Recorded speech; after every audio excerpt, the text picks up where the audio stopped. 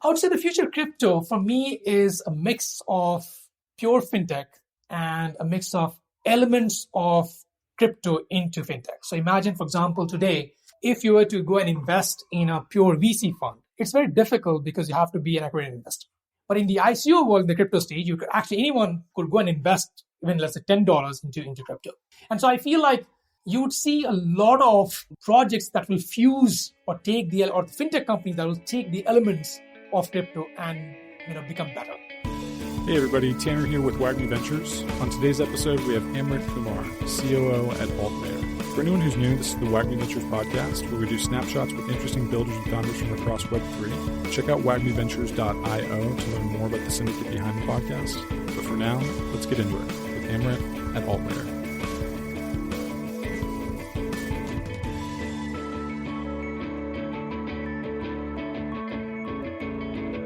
All right. Hey, everybody. I'm here today with Amrit Kumar, COO at AltLayer.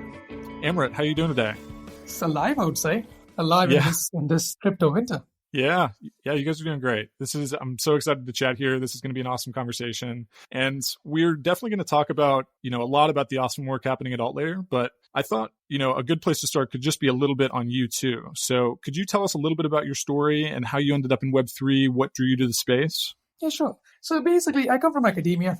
I did my PhD in computer science. I was mostly interested in security and privacy of software systems during my PhD days.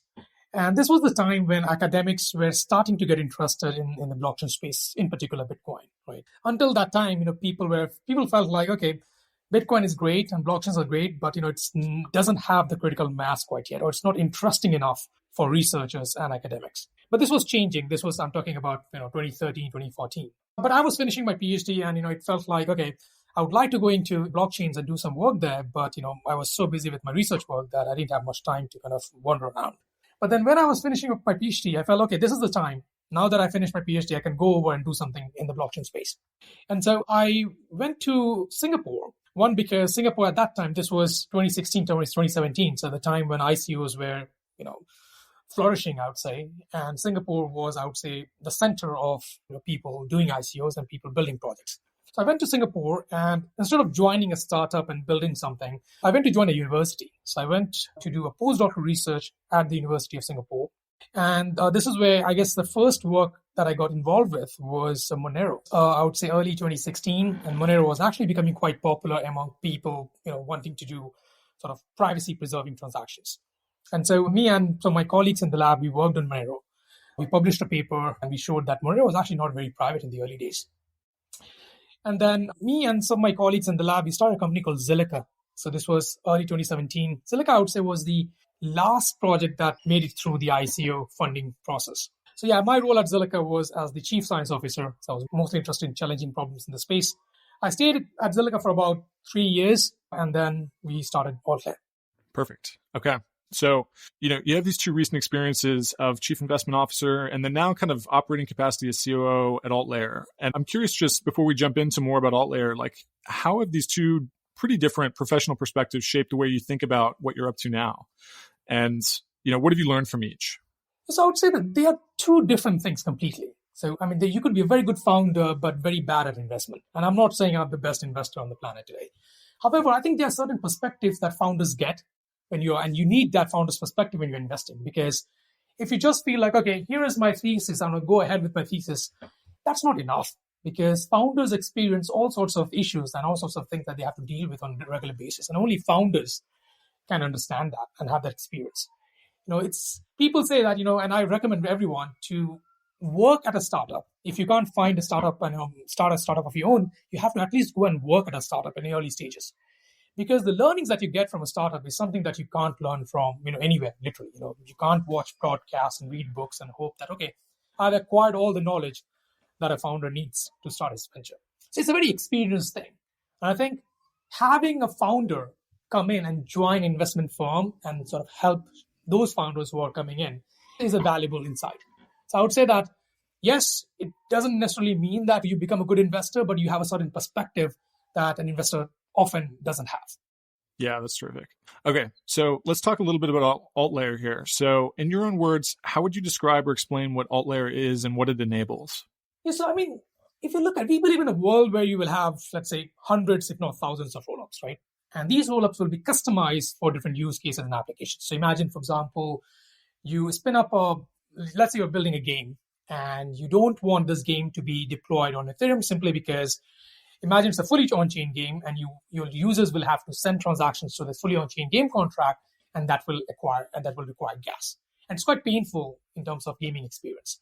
So you want an infrastructure where you can go and customize the infrastructure that would be best for your game, right, and for your gaming experience. So we make it possible to deploy these, let's say, gaming-specific infrastructure quite easily, so that you as a developer, you can go and focus on building a good game, and you do not have to worry about, how am I going to run my sequencer? How am I going to run my RPC endpoint? How to find my explorers, and so on and so forth. So the idea is to make it possible for developers to have and own application-specific infrastructure and deploy them within minutes. Love it. Okay.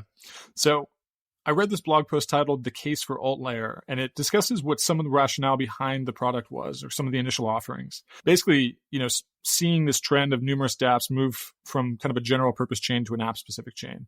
And so can you maybe expand on this trend in more detail and maybe talk a little bit about other trends that were sort of validating the concepts of AltLayer outside of this trend of dApps moving to app-specific chains? Yeah, so basically, when we started, at least the space started with Ethereum, right? You had this notion of world computer. So you will have one shared computer across and for everyone. And you could basically deploy your contracts or applications on that shared computer and then have access and give that access to other users. So from a dApp developer perspective, it's actually quite easy, because if you're building on a general purpose chain like Ethereum or let's say Solana or Avalanche, it's quite easy because from your perspective, all you have to do is to write your contracts, deploy them on the base chain, and you're good to go. You as a developer, you do not have to worry about, who's going to run my network? How do I find these validators? And how do I incentivize them in some way, right? So it's very easy for a developer. All you need is to write your contracts and maybe build a front end, that's it. But there's some downsides. One is that the general purpose chain don't actually scale with the dApp. So, and that's kind of where we're seeing the emergence and the growth of app-specific infrastructure. Because if you are building on a general purpose chain, you're basically competing with every single other application that's on the chain, right? And so that behavior kind of gives bad user experience that's not very scalable. And there are many scenarios, as I mentioned earlier, about gaming. You need an application-specific infrastructure. And so you have this other idea of, why don't we go and build an app chain using something like Cosmos or Polkadot, right? Unfortunately, Cosmos hasn't been very popular among game developers, but you can see game developers actually building their own app-specific chains, right? For example, Axie Infinity is a good example where they started with Ronin and they have their own completely dedicated infrastructure for their games. But the thing about Cosmos-style chains or app chains is that you still have to go and build your network. You still have to go and find validators. So it's not as simple as a general purpose chain where you just have to deploy your contract. You actually have to go and find a network and bootstrap the entire network. And that's one, very time costly. So you have to go and find these validators, and that's, you have to spend a lot of time on that. And then you also have to worry about, how now I have to incentivize these people. And that's again expensive. Now imagine you're building a game and you are not sure initially how many users will come and play this game. Or you're building a DeFi project and you're not sure about the user base initially. And so you don't want to spend so much time, energy, and money into bootstrapping an entire app chain, right? So you have these completely two different ends in some ways. So on one side, you have this general purpose chain, which is very easy to use, very easy to deploy on, but they're not very scalable, they're not very customizable. Well, on the other hand, you have this Cosmos-style app chain model, which is very scalable because you basically own the chain. So your dApp basically owns the entire block space. But you have to worry about finding validators, and you have to worry about, how to bootstrap and how to incentivize these validators. Right? But you can customize. The other problem with app chains is that, you kind of sit on an island, right? Because it's not your block space, is not shared with other applications. You kind of miss out on liquidity. You kind of miss out on composability. Some of this is changing, by the way, with special bridges and new kind of bridges. But basically, you have two choices. At least 2 years ago, you had basically two choices. You either could go general purpose route or you could go app-specific chain route. What happened, I would say, in around 2020 or 2021 is that you had these rollups that came in, right? You had, for example, Optimus and Arbitrum that were launched. And with that, we had this idea of why don't you build, let's say, something like an app-specific rollup. Now, when you build something like an app-specific rollup, you can actually have interesting bits of both sides. So, for example, you do not have to worry about bootstrapping the network because in the end, you can get, if it's an L2, if it's a rollup, you can get the security from your base layer, for example, Ethereum. So you do not have to go and find hundreds of validators for your app chain, like the way you do for your app chain. And the other benefit is that it's unlike a Cosmos-based app chain, you just need one single sequencer, and that's enough to give you, security guarantees in most cases. And so we felt like the app rollups are really great because they kind of gives you some parts of, let's say, an app chain, or the benefits of an app chain, because basically you can customize your app rollup in all sorts of ways. But it also helps you in terms of bootstrapping the network, because all you need is a couple of sequences maximum. Then we extended this idea and we felt like, look, what if you wanted to get the best of both worlds in a pure sense of it? And we came up with this idea of flash layers. So basically, these are rollups that you can spin up, and you can use them for as long as you want. And when you feel like you're done with it, you don't need this anymore, you can take it down. And why is it interesting? Because imagine you are building a game or you're building a DeFi project, and you're not sure whether you want to go an app-specific route or you want to go an app rollup route, because why spend so much time and energy even in building any of this? Right? So you felt like, okay, why don't I experiment with this? So I want to spin up this rollup. I want to use it to feel and get a sense of whether there's a demand for it. And when you feel like, okay, I've got the critical mass, then you want to switch over to a more persistent setting.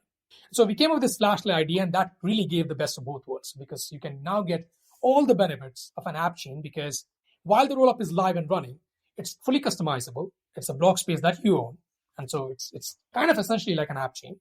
And when that app rollup flash layer gets taken down, it gives you all the benefits of a general purpose chain, because whatever assets you had, or let's say any state that was there on that rollup, can go back to a settlement of chain of your choice. So for example, on Ethereum. So for example, if you have any NFTs or any ERC20 tokens sitting on that rollup, they will be settled back on Ethereum. So now you can get all the benefits, liquidity benefits that Ethereum gives you. So for example, you could trade on OpenSea, you could lend your assets through any NFT lending protocols and whatnot.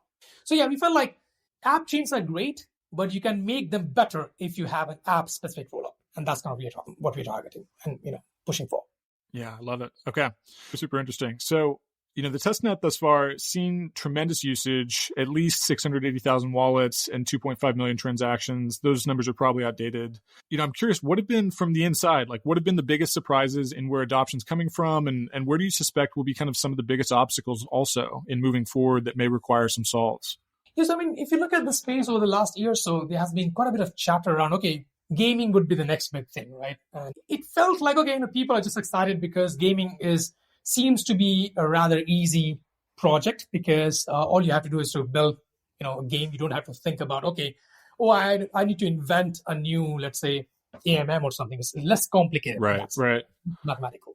But on the ground, when you actually go and talk to developers, there are a lot of challenging problems, when you're building games. One is, you have two choices. You can go and, let's say, turn your game into a very financial driven, mechanism, and it doesn't attract any Web2 style gamers, right? So there's still a huge gap between what people actually want to play and what us as game builders are building, right, in general. So there's one challenge that I would say, and I'll come back to, what cool things that we're seeing, but one challenge that I'm seeing is around people building games, but still they are nowhere near to what you see in the Web2 space. And the reason why I'm focusing about games is because games is one sector where we are seeing quite a bit of demand for app-specific infrastructure. Because they feel like, okay, if you imagine you're building a DeFi project, right? Because there's a chance of making money, there's a kind of financial aspect to it. People are kind of used to, or people kind of can live with a bad user experience, right? So you could say, okay, I have to go and bridge asset from Ethereum to Arbitrum and then do another 2 hops, and then I can get on some lending protocol and get some yield. And people are generally fine with it. Okay, I agree that it doesn't track normal users, but most people, at least in the Web3 space, are still okay with this so-called poor experience. But that doesn't work with gaming. For game developers, game developers actually want to attract gamers. They have to make sure that their latency is good. You cannot have a network where every single transaction that you make takes about, let's say, 15 seconds. It's just not going to work. Yeah. Gaming is really one sector that we are seeing a lot of demand for apps infrastructure, but also we are seeing that, okay, people are still not coming up with good gaming ideas that can compete with what in the Web2 world. And one other surprise that we noticed, and this is something that we are completely unaware of this, until very recently, was that almost every single, let's say, app-specific chain builder or app-specific rollup provider they have been talking about is games. But the one sector that people don't talk about, at least not often, is these Quest platforms. Imagine Galaxy, imagine, TaskOn, and a bunch of other, projects that are out there. They give people this ability to, let's say, run campaigns on their platforms. And then any community member can go and, follow those campaigns where basically you have to complete some tasks. And if you complete those tasks, you get some NFT. And those NFTs can later be redeemed for any, let's say, airdrop mechanism. What we've seen is that a lot of these projects actually want to have their own app-specific rollup. And that's really interesting. I wasn't even aware that they wanted to have this feature, but yeah, they definitely want app-specific rollup. The third sector that, again, has surprised me quite a bit is on the DeFi. About a year ago, if you spoke with any DeFi project, they would say, you know what, there's no way I'm going to build on an app-specific chain or app-specific rollup. No way. However, that changed since DYDX. When DYDX announced that they're going to build their own app-specific chain using Cosmos, a lot of other projects started to think about at least moving their app to an app-specific infrastructure. And of course, Uniswap is not there. The certain types of application would still not make sense because of liquidity and composability reasons. But we are seeing quite a bit of interest from people building derivatives. So imagine people building options, perps, and those sort of projects. And there's a lot of demand. And I think that really started with DYDX, to be honest. Yeah, that's a fascinating take. Okay. So I want to talk about the alt token where, there's some ideas about what the utility of the alt token might be. And my understanding is that there's going to be utility for both kind of ephemeral and persistent rollups. And so I'm curious to learn a little bit more about all of that. Yeah, so unlike many of the RAS providers that exist in the market today, so look at, for example, let's say Caldera and Conduit, which are some of the biggest RAS, so Rollup-as-a-Service providers in the market. And the way they work mostly is where you basically reach out to them and you say, look, I want to have a certain type of rollup. Can you do that for me? So basically, they work in a kind of a service model. However, that service model is very close setting, right? So for example, you would say to them, okay, I want a rollup. Can you run that for me? Can you set up that for me? And they will basically run the nodes. They will run the sequences for you. Now, that's not, so when we spoke with quite a few gaming partners and DeFi projects, they actually want a completely opposite system where they want someone else to run the sequencer, but they want it in a completely open setting. So imagine, for example, let's say a gaming company, right? They might be working with the likes of Ubisoft, and they would like to tap into the marketing ability or the ecosystem, let's say power that Ubisoft can provide. So they would want Ubisoft to become one of their node provider, and they can't do that if, let's say, they outsource the service to a RAS, pure RAS provider. Right. So our goal was to build something which is much more open and decentralized. So you would, for example, come to this network that we call Beacon Layer, and you'd basically request a certain type of rollup, and you'd say, okay, I want a rollup that settles on Ethereum. I want a rollup that, let's say, uses Celestia as my DA layer. And I want, let's say, 2 sequences. And then anyone in the network or community can go and put a certain amount stake or, economic bond. And if they deposit that, then they are qualified to become your node operator or sequencer. And so this is where the kind of token play comes into, token comes into play. But basically, we have to decentralize this network. And the only way you can decentralize this network by having some sort of economic system, right? And one way to do this is via tokens. So basically, if you want to become a part of this Beacon Layer and a node infrastructure, you have to come and put economic collateral. And if you, let's say, want to provide sequencing service, then again you will have to deposit some collateral, right? We're still discussing how that that collateral would look like in terms of you could either use, let's say, EigenLayer's restaking mechanism, or you could also use something like a mix of EigenLayer's restaking mechanism as well as, let's say, AltLayer tokens. So roughly speaking, to summarize, because it's an open network, you have to bring some economic collateral to be able to secure the network. And this is where tokens come into play. Got it. Makes a lot of sense. Okay. So let's take a step back here real quick. I'm curious to hear a little bit more about, just from your perspective as a COO, I think there's some builders, operators out there that would be pretty interested in any generalizable advice you might have about your experience at AltLayer about really like building, scaling teams. Like, how do you think about that from kind of your vantage point, from having, some diverse professional experience, but also from your current role? I would say in the end, it's all about people. You need to be able to understand and extract the best out of people. And when you feel like there are people in the team who are dragging you or are not up to the mark, you have to let them go. And then I've seen, by the way, situations where many of our team members would say, you know what, it's not a good idea, or, this person is not doing the best, but let's not let them go. You have to let them go. That's one thing. So I think a lot of the problems that in startup feel at least in the early stages is around people, if not even during the later stages. So you have to be very careful with who you hire. And by the way, I saw a very interesting, I would say, stand on how some people hire, where there was a model where someone was saying, look, I want to hire you, but not in a permanent way. But basically, I would hire you for, let's say, 2 weeks, literally. And you would work on a project or one problem with us for 2 weeks. And if we like you, then we will actually offer you kind of full-time role. It's not like a probation.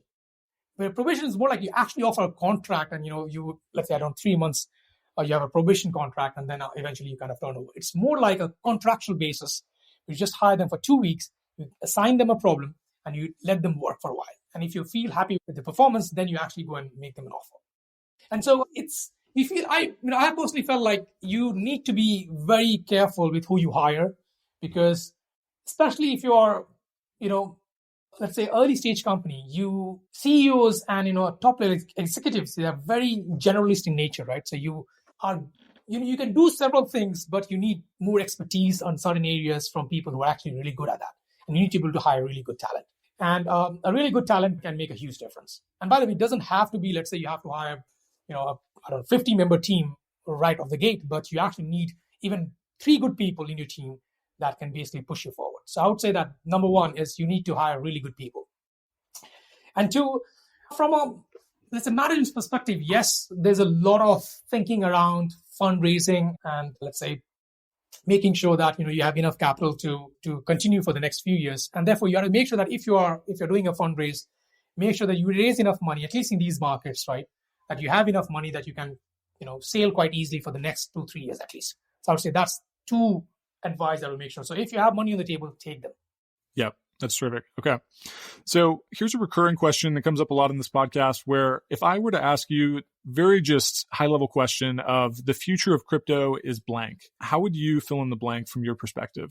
I would say the future of crypto for me is a mix of pure fintech and a mix of elements of crypto into fintech. So imagine, for example, today, if you were to go and invest in a pure VC fund, it's very difficult because you have to be an accredited investor. But in the ICO world, in the crypto stage, anyone could go and invest even, let's say, $10 into crypto.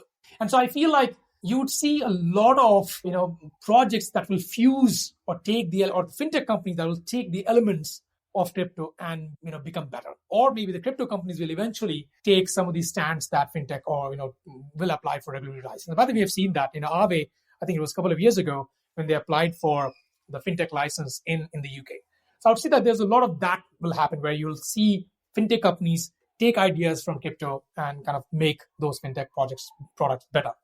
The second thing is you would see fintech companies kind of venture directly into crypto, and you would see that, for example, with challenger banks out there in the market, right, where they make certain sacrifices or certain trade-offs. For example, they might be custodial in nature, right? But still, if you look at their reach and their distribution, that's huge. So you need that distribution. So I would say that future crypto is generally very bright, but I think it probably won't be like the way we imagine to be completely open and all that. I think there'll be some changes that will happen on that front. Yeah, fascinating. Okay. So, one question that may be a little bit similar to one I've already asked, but I think as a key difference, where we've talked about your sort of advices with your COO hat on. I'm curious, just advice for crypto leaders and navigating crypto as a leader of an institution. You mentioned the hiring component, you mentioned the fundraising component. Is there any other advice that maybe, and one way to get at this might be if you could maybe go back to the beginning of your crypto journey, how would you talk to yourself? What advice would you impart to yourself as you were sort of at the start for anyone who's listening and kind of thinking about how do they navigate this space?